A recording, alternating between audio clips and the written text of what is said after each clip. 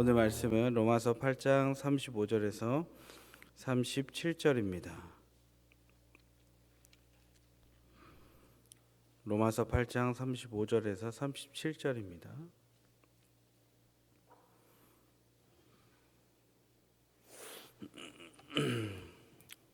우리 찾으셨으면 3절이니까 우리 합독 한 번에 같이 읽겠습니다.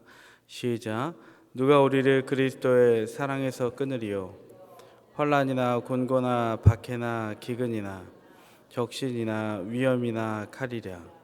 기록된 바 우리가 종일 주를 위하여 죽임을 당하게 되며 도살당할 양같이 여김을 받았나이다 함과 같으니라. 그러나 이 모든 일에 우리를 사랑하시는 이로 말미암아 우리가 넉넉히 이기느니라. 아멘. 오늘 로마서 8장 말씀을 통해 사랑받으면 일어날 수 있다, 사랑받으면 일어날 수 있다라는 제목으로 말씀 전하겠습니다. 오늘 본문은 로마서 5장에서 8장의 결론, 이걸 요약해 주는 내용입니다. 간단히 그 내용들을 종합하면 하나님은 죄 가운데 죽을 수밖에 없는 인간, 그 인간을 구원하시려 예수 그리스도를 보내주셨습니다. 그로 인해서 예수님은 우리의 유일한 소망이 되었고 우리의 대안이 된 것입니다. 이에 대해 바울은 오늘 본문 31절에서, 전체 큐티 본문은 31에서 39절인데요. 성경으로 보시면요, 31절에서 이에 대해서 바울은 이렇게 이야기합니다. 그런즉 이 일에 대하여 우리가 무슨 말 하리요? 만일 하나님이 우리를 위하시면 누가 우리를 대적하리요? 여기서 이제 하반절의 내용을 먼저 살펴보면 우리를 위하시면 누가 우리를 대적하리요? 우리를 위하시면이라고 말하고 있습니다. 여러분, 이 말을 바꿔서 말하면 뭐냐면 하나님께서 우리를 위해 대신 싸워주시니 우리가 승리한다. 그러니까 하나님이 우리를 위하시면의 뜻은 하나님이 우리를 위하여 대신 싸워주시니까 우리는 승리한다, 이긴다라는 그 얘기를 하고 있는 거예요. 여러분, 다윗이 물맷돌을 던져서 골리앗을 한 방에 쓰러뜨린 것, 이스라엘 백성들이 여리고성을 소리치는 것만으로, 돈 것만으로 무너뜨린 것, 기드온의 300용사가 13만 5천의 대군 미디안 군사를 이긴 것은 하나님이 대신 싸워주셨다는 것이고 우리를 위하시면 이스라엘을 위하신 증거다라는 거예요. 이어서 31절 앞부분에도 이런 말씀이 있는데요. 눈으로 한번 보시면 이 일에 대하여라고 쓰여 있습니다. 여러분, 이 일에 대하여는 무엇을 뜻할까요? 앞서 말씀드린 바와 같이 그런 거예요. 5장에서 8장을 종합하는 것 같이 비록 죄 많은 인간이지만 우리를 향한 구원 계획은 변치 않는 하나님의 불변의 원칙이다라는 거예요.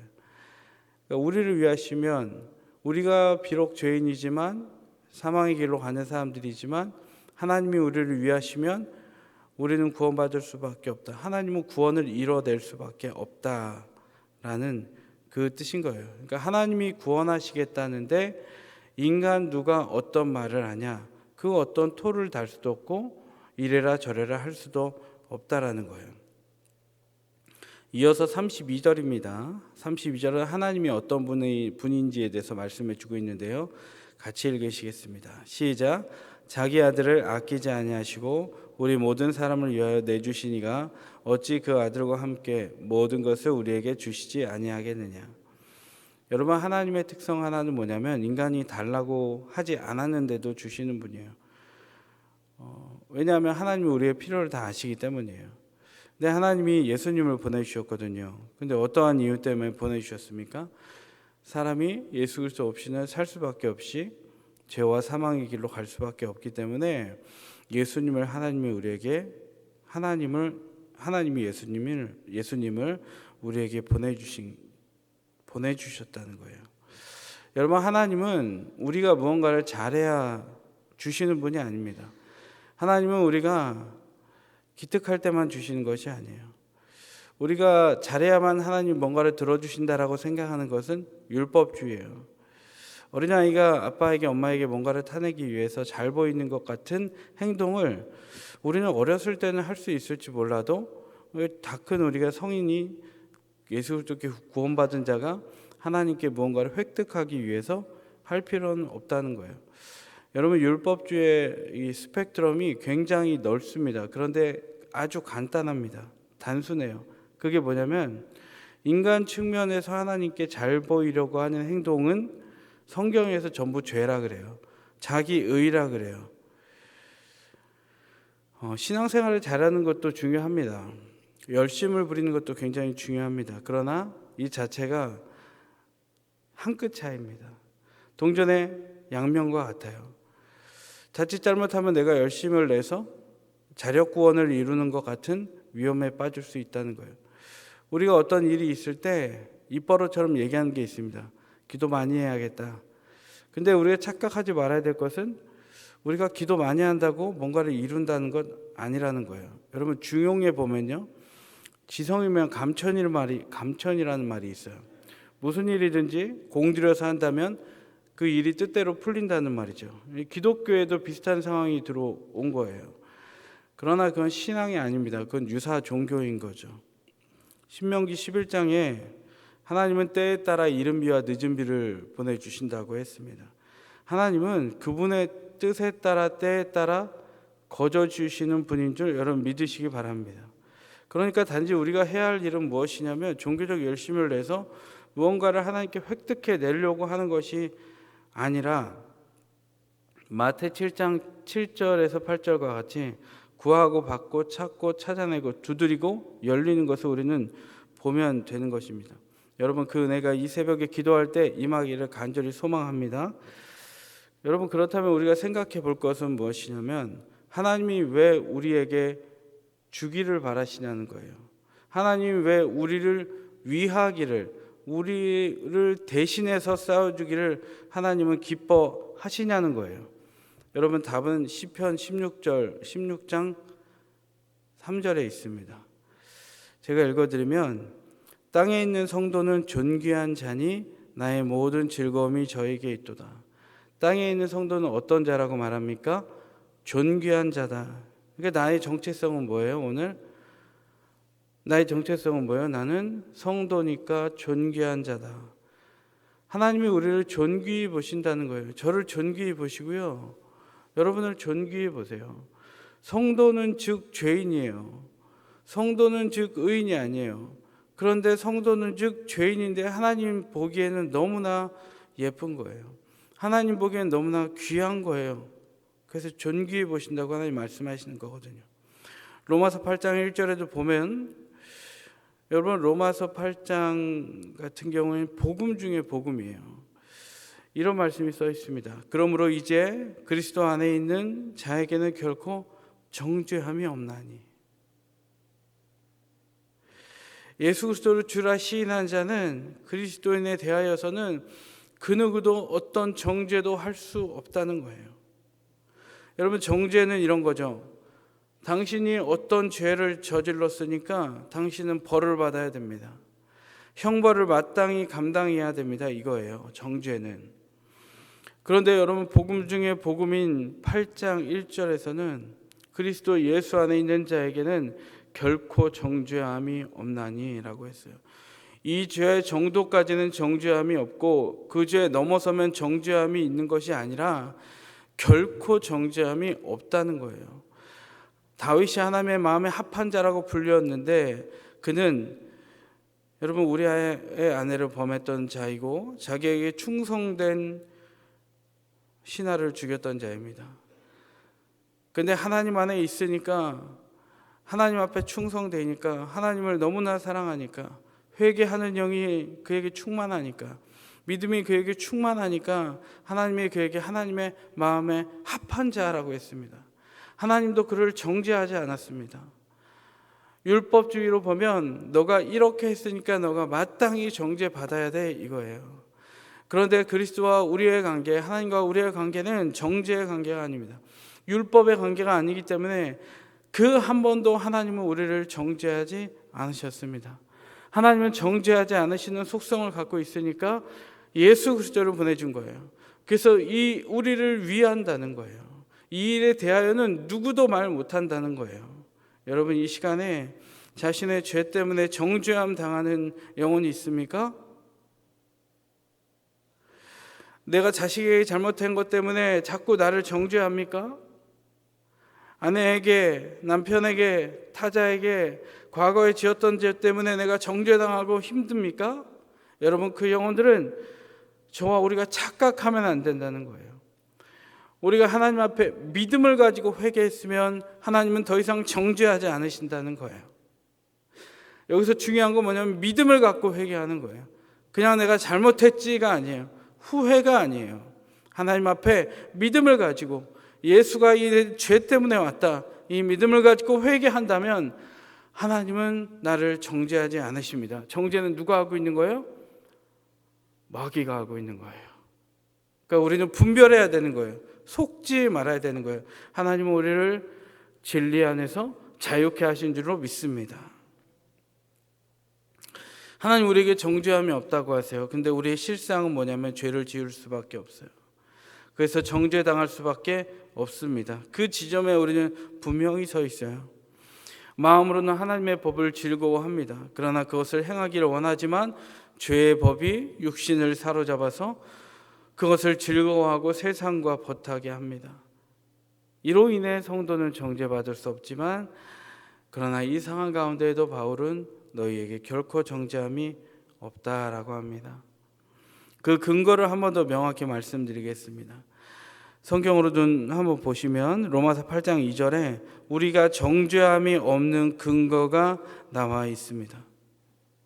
단순한 주장이 아니라 분명한 논거가 있어요. 8장 2절입니다. 그 다음에 34절 읽겠습니다. 2절입니다. 시작. 이는 그리스도 예수 안에 있는 생명의 성령의 법이 죄와 사망의 법에서 너를 해방하였음이라. 34절. 누가 정죄하리요? 죽으실 뿐 아니라 다시 살아나신 이는 그리스도 예수시니 그는 하나님 우편에 계신 자요 우리를 위하여 간구하시는 자신이다. 아멘이십니까? 예수님은 우리 죄를 안고 십자가에서 2000년 전에 돌아가셨어요.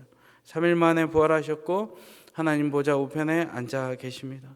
지금도 하시는 일은 무엇입니까? 우리를 위해서 중보하고 계십니다. 여기서 중요한 건 무엇이냐면 하나 여호와 예수 그리스도의 일하는 패턴이에요. 그는 과거에도 일하셨습니다. 2000년 전에도 일하셨고 창세전에도 스스로 존재하시는 분이셨어요. 창세전에 일하셨고 창세 때 일하셨고 십자가를 지셨고 현재도 일하고 계시고 우리를 위해 중보하고 계시고 장차 택한 백성을 구원하기 위해서 주재림의 역사를 일으켜주시고 마지막 때의 심판 때에 하나님을 믿는 자 예수 그리스도를 구주로 영접한 자는 들림받고 심판 없이 심판대 없이 백보자 심판대 없이 그냥 프리패스로 여러분 우리는 새하늘 새 땅 가는 거예요. 하나님은 그 일을 하고 있는 거예요. 계시록 11장 17절에도 이르되 감사옵나니 옛적에도 계셨고 지금도 계신 주 하나님 곧 전능하신 이여 친히 큰 권능을 잡으시고 왕 노릇하시도다. 창세전에 계셨고 지금도 계시고 종말 끝까지 계신 분이 예수 그리스도라는 거예요. 우리를 지키기 위해서 이전에도 현재에도 장차 미래에도 영원토록 영존하시는 거예요. 우리를 돌보기 위해서. 신방하다 보면요 몸이 불편한 가족을 돌보는 성도님을 만날 때가 많이 있습니다. 그분들 중에 부모님이 이 아픈 아이를 돌보는 부모님을 만날 때가 종종 있죠. 보호자 되시는 분들께서 이구동성 하시는 말씀은 다 똑같아요. 내가 이 아이보다 한 달만 딱 더 살았으면 좋겠습니다. 이 아픈 가족들은 보호자 자기가 없을 경우에 우리 아이나 이 사람이 내가 떠나면 돌봐줄 사람이 없다. 그러니까 내가 끝까지 시작과 끝을 돌봤으면 좋겠다. 그런 마음에서 지켜주고 싶어서 과거와 현재와 미래를 소망하며 살고 있어요. 여러분 우리 주님도 똑같습니다. 하나님께서 인간을 창조하시고 끝까지 돌보시고 구원하시기 위해서 지금도 일하는 줄로 믿습니다. 우리를 위하여 우리와 대신 싸워주신다는 거예요. 그 누구도 그것에 토할 수 없고 그 누구도 정죄할 수 없고 그 누구도 부인할 수 없다는 거예요. 이 구원의 역사가 우리 삶 전반에 펼쳐지고 있다는 거예요. 35에서 36절에서는 바울의 힘겨웠던 삶의 흔적들이 묻어나와요. 35에서 36절 같이 읽겠습니다. 시작. 누가 우리를 그리스도의 사랑에서 끊으리요? 환난이나 콩고나 박해나 기근이나 적신이나 위험이나 칼이라. 기록된 바 우리가 종일 주를 위하여 죽임을 당하게 되며 도살당할 양같이 여김을 받았나이다 한과 같으니이다. 그는 박해를 받았어요. 유대인들에게 40에서 하나 감한 매를 5번이나 맞았습니다. 3번이나 태장으로 맞고 1번 돌로 맞고 3번이나 파손했고 일주야를 깊은 바다에서 지냈습니다. 바울을 죽이기 전에는 먹지도 마시지도 않겠다고 결의한 40여 명의 유대인 자객들도 있었습니다. 그런 그가 37절에서 39절까지 선언합니다. 눈으로 보시고 제가 읽겠습니다. 그러나 이 모든 일에 우리를 사랑하시는 이로 말미암아 우리가 넉넉히 이기느니라. 내가 확신하노니 사망이나 생명이나 천사들이나 권세자들이나 현재 일이나 장래 일이나 능력이나 높음이나 깊음이나 다른 어떤 피조물이라도 우리를 우리 주 그리스도의 예수 안에 있는 하나님의 사랑에서 끊을 수 없느니라. 바울의 이런 믿음이 어디서 나왔을까요? 바울은 어떻게 이런 힘든 과정 가운데 이런 믿음의 고백을 할 수 있었을까요? 37절입니다. 다시 한번 우리가 믿음의 고백으로 나의 고백으로 읽겠습니다. 시작. 그러나 이 모든 일에 우리를 사랑하시는 이로 말미암아 우리가 넉넉히 이기느니라. 믿음의 원천은 뭐예요? 우리를 사랑하시는 이로 말미암아. 할렐루야. 우리를 사랑하시는 이로 말미암아 우리가 넉넉히 이기느니라. 바울은 하나님의 사랑을 넉넉히 받으니까 넉넉히 이길 수 있었습니다. 수년 전에 제가 너무나 힘들어서, 개인적인 이야기라서 죄송합니다. 이해를 돕기 위해서 수년 전에 너무 힘든 일이 있어서 수도원에 홀로 간 적이 있습니다. 아내한테 양해를 구하고 아내에게 영상과 사진을 찍어서 보내줬어요. 아내에게 답장이 왔습니다. 딱 한 줄이 오더군요. 은혜 많이 받고 사랑 많이 받고 와. 이렇게 보내준 거예요. 그 문자를 받고 제가 감동을 받아서 또 얼마나 울었고 또 얼마나 웃게 됐는지 몰라요. 그곳에서 산책하고 찬송하고 들숨과 날숨 가운데 하나님께 기도하고 대화하고 교제했어요. 제가 얼마나 하나님의 사랑을 그곳에서 듬뿍 받았는지 몰라요. 하나님의 사랑을 받으니까 그곳에서 한동안 시간을 보내고 다시 일어날 수 있었습니다. 그곳에서 바로 일어날 수 있었어요. 바울은 말해요. 그러나 이 모든 일에 우리를 사랑하시는 이로 말미암아 우리가 넉넉히 이기느니라.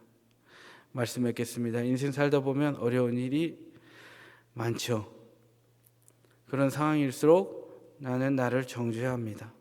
공격도 합니다. 타자도 나도 공격합니다. 그러나 그리스도의 사랑 안에 있는 자는 정죄당하지 않습니다. 주님의 십자가 상에서 단번에 속죄하셨기 때문입니다. 그리스도의 사랑을 새벽에 넉넉히 받고 넉넉히 이기는 풍성한 은혜를 삶에서 누리시기를 바랍니다. 같이 기도하겠습니다. 하나님, 사랑받으면 일어납니다. 주저앉아 있는 영혼이 있다면 일어나게 사랑하여 주옵소서. 인간 측면에서 하나님 사랑하는 것은 주야로 말씀을 묵상하는 것입니다. 말씀은 하나님이니까 우리가 말씀을 계속 보면 하나님과 눈을 마주치는 것입니다.